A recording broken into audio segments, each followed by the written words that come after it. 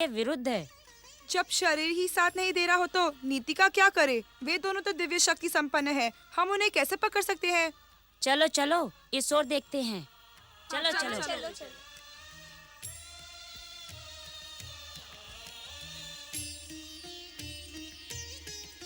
बड़े भैया कार्तिकेय, हमें पकड़ना तो दूर, वे हम तक पहुंच भी नहीं सकते। मयूरेश्वर, अपने प्रतिद्वंदी को निर्बल नहीं समझना चाहिए।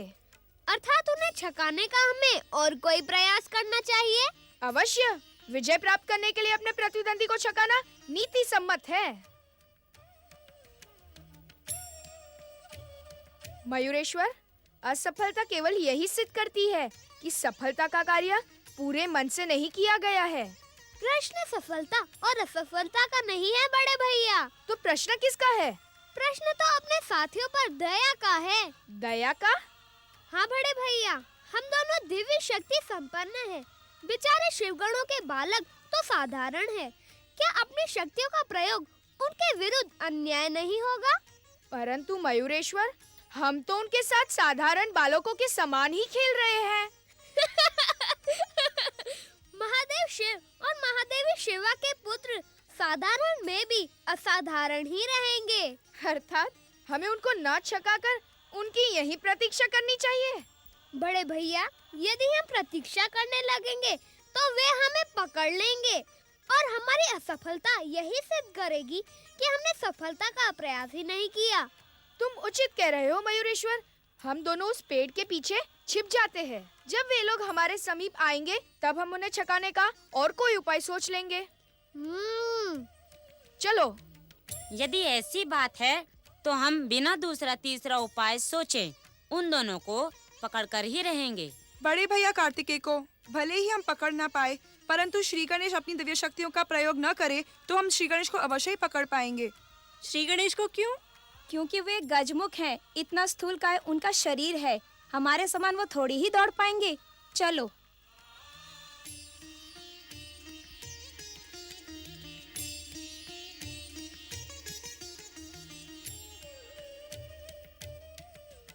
आश्चर्य तो मुझे इस बात का हो रहा है गणेश कि तुम गजमुख होकर भी मेरे साथ इन ऊंचे नीचे स्थानों पर कैसे चढ़ जाते हो। बड़े भैया कार्तिकेय, अब हम क्या करें? क्या इनका पीछा करें? तुम बहुत चतुर हो गणेश। तुमने मेरे प्रश्न का उत्तर नहीं दिया। चलो भैया, पहले हम इनका पीछा करके इन्हें पकड़ते हैं, फिर आपके प्रश्न का उत्तर दे देंगे। ठीक है, चलो। बड़े भैया कार्तिकेय और मयूरेश्वर हमें कहीं दिखाई नहीं दे रहे, इसलिए आगे जाना उचित नहीं है। क्यों? एक बार पिताजी ने मुझे बताया था कि इस वन में वृक्ष नरभक्षी होते हैं। वृक्ष भी कभी नरभक्षी होते हैं? पिताजी असत्य तो नहीं कहेंगे? यदि हम यहाँ खड़े रहे तो उन दोनों को पकड़ेंगे कैसे? वे हमें अपने पीछे पाकर यह समझेंगे कि हमने अपनी दिव्य शक्तियों का प्रयोग किया है। परंतु जब उन्हें अपनी मूर्खता का ज्ञान होगा तब तो वे अवश्य ही लज्जित होंगे। आप ठीक कह रहे हैं भैया।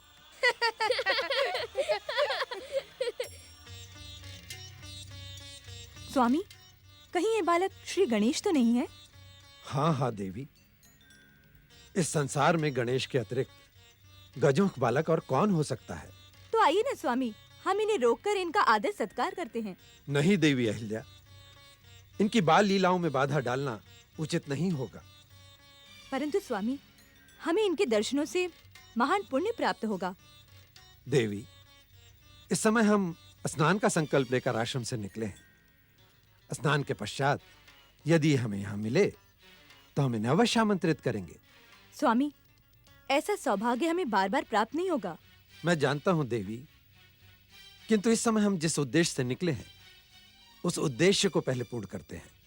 और वैसे भी इस समय तो ये यहाँ खेल रहे हैं, हमारे रोकने से इन्हें कष्ट होगा। आओ देवी, पहले स्नान करते हैं। नारायण श्रीमन नारायण नारायण नारायण।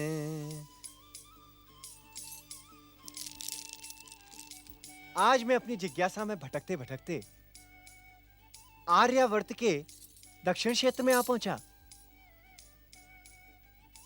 किंतु सदा वेद मंत्रों से गुंजित रहने वाला महर्षि अगस्त्य का आश्रम आज इतना शांत क्यों है?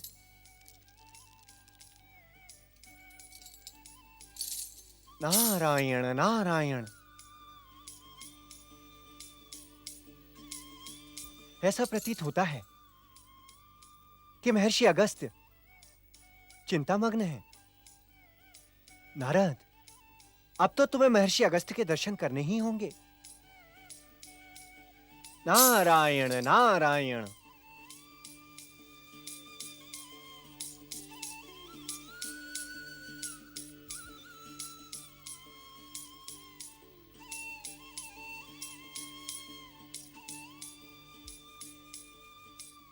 नारायण नारायण।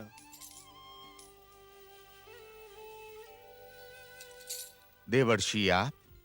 महर्षि, श्री शैल पर्वत पर स्थित आपके आश्रम की कीर्ति संपूर्ण पृथ्वी लोक में विख्यात है, किंतु आज मैं ये क्या देख रहा हूं कि इस आश्रम में ना तो वेद मंत्रों की गूंज सुनाई दे रही है और ना ही हवन यज्ञ आदि हो रहे हैं। देवर्षि, आप उचित समय पर पधारे हैं। इस समय मुझे आपके परामर्श की आवश्यकता है। मेरा परामर्श महर्षि? देवर्षि, आप तो जानते ही हैं, मेरे आराध्य देव भगवान भोलेनाथ ने अपने पुत्र कुमार कार्तिकेय को दक्षिण में शिव भक्ति के प्रचार प्रसार के लिए मुझे सौंपा था। परंतु क्या महर्षि? अग्रपूज्य श्री गणेश स्वयं प्रकट होकर अपने बड़े भाई कुमार कार्तिकेय को कैलाश लौटा ले गए। उनके जाने के पश्चात यह आश्रम ही नहीं, यहां का सारा वातावरण उदास है। नारायण नारायण। आप सत्य कह रहे हैं महर्षि। कुमार के यहां से जाने के पश्चात इस आश्रम की दयनीय स्थिति स्पष्ट दिखाई पड़ रही है। देवर्षि, पिछले कुछ दिनों से मैं कैलाश जाने के लिए विचार कर रहा हूं, परंतु मैं कुछ निर्णय नहीं कर पा रहा। मेरा कैलाश जाना उचित भी होगा या नहीं। नारायण नारायण।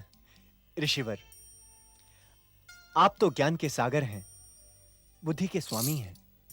इस समय मेरी बुद्धि और ज्ञान भ्रमित हो चुके हैं देवर्षि। आप ही मेरा मार्गदर्शन करें। ऋषिवर, यदि आप मुझसे पूछ रहे हैं तो मेरे विचार से इस समय आपका कैलाश जाना अनुचित होगा। ये आप क्या कह रहे हैं देवर्षि? नारायण नारायण। ऋषिवर, यदि इस समय आप कैलाश पहुंचे तो गुरु आज्ञा का सम्मान करने वाले कुमार कार्तिकेय आपके साथ आश्रम वापस चले आएंगे। तो मैं उन्हें लौटाने के लिए तो जा रहा हूं। महर्षि, इस समय कैलाश का वातावरण मयूरेश्वर श्री गणेश और कुमार कार्तिकेय की बाल लीलाओं से आनंदित है। यदि कुमार आपके साथ वापस चले आए तो उन दोनों की बाल लीलाओं में बाधा उत्पन्न होगी, जो कि अनुचित होगा। तो मैं क्या करूं देवर्षि? ऋषिवर, इस समय आप वही करें जिसका परामर्श आप समस्त संसार को देते हैं। आप अपना सर्वस्व अपने आराध्य को समर्पित कर दें। समय आने पर वे स्वयं आपको संकेत देंगे।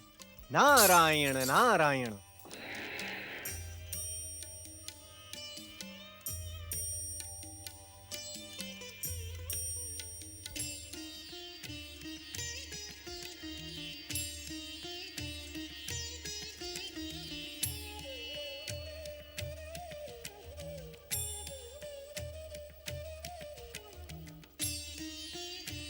पकड़ लिया। बड़े भैया, क्या आप भी श्री गणेश के समान दिव्य शक्तियों का प्रयोग करने लगे हैं? हमने कब दिव्य शक्तियों का प्रयोग किया? हम आपके पीछे दौड़ रहे थे और आप दोनों अदृश्य होकर हमारे पीछे आ गए। अदृश्य होकर नहीं, हम तो खेल खेल में ही तुम्हारे पीछे आ गए। खेल खेल में कोई कैसे पीछे आ सकता है? यदि आप वहाँ होते तो हमें दिखाई न पड़ते। जब तुम देखना ही नहीं चाहोगे तो हम दिखाई कैसे पड़ेंगे? अर्थात अर्थात हम तुम्हारे मार्ग में एक मिट्टी के टीले के पीछे छुपे खड़े थे। तुम हमें बिना देखे ही आगे निकल गए। हमने पीछे से आकर तुम्हें पकड़ लिया। परंतु ये तो खेल के नियमों के विरुद्ध है। क्यों? पकड़ने वाले यदि पकड़े जाए तो ये खेल नियमों का विरोध नहीं होगा। भैया, अब आप ही बताएं कि इनको पकड़ने से क्या नियमों का विरोध हुआ?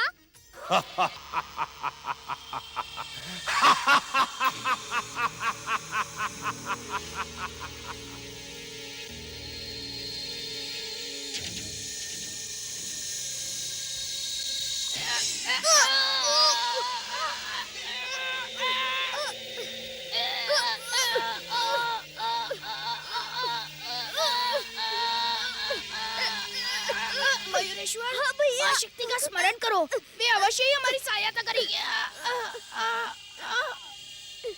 जय माता पार्वती, जय माता शक्ति, जय माता की।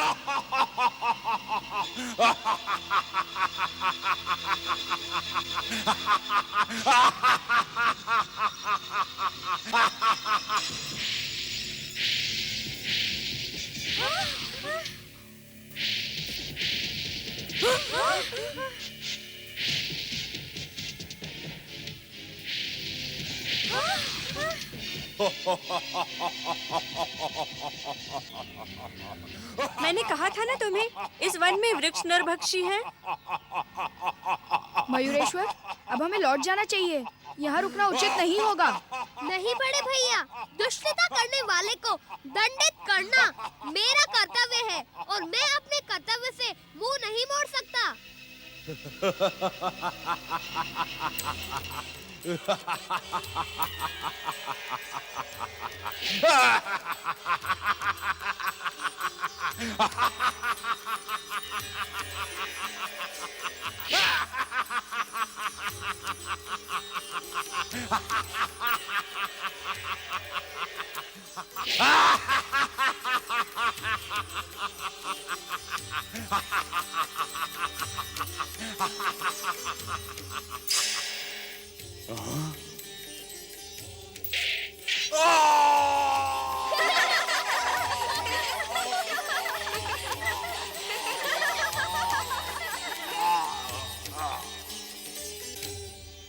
भैया कार्तिकेय और मयूरेश्वर श्री गणेश की जय।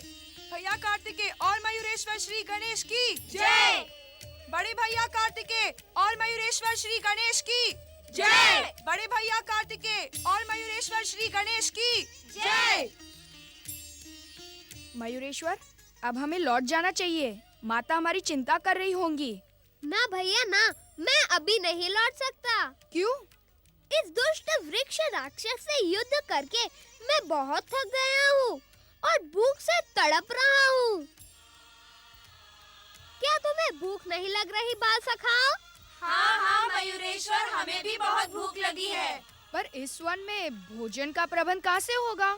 मन में आशा हो तो भगवान भी मिल जाते हैं। फिर भोजन का क्या है? आसपास कहीं ना कहीं भोजन का प्रबंध हो ही जाएगा। देखो, उस आश्रम में हमारे भोजन का प्रबंध अवश्य हो जाएगा। नहीं मयूरेश्वर, ऐसे ही किसी के आश्रम में प्रवेश करना उचित नहीं होगा। आश्रम और ऋषि का कर्तव्य तो संसार का कल्याण करना ही है। इस समय इस आश्रम के ऋषिवर हमारी भूख का कल्याण अवश्य करेंगे। कैलाश पहुंचकर भी तो भोजन किया जा सकता है। वैसे ही हमें विलंब हो चुका है। विलंब की चिंता छोड़ो बड़े भैया, पहले पेट पूजा करो भूखे रहना अब मेरे लिए संभव नहीं है। आओ तुम भी चलो। नहीं नहीं, मैं नहीं आऊंगा, मैं जा रहा हूँ। आओ साथियों।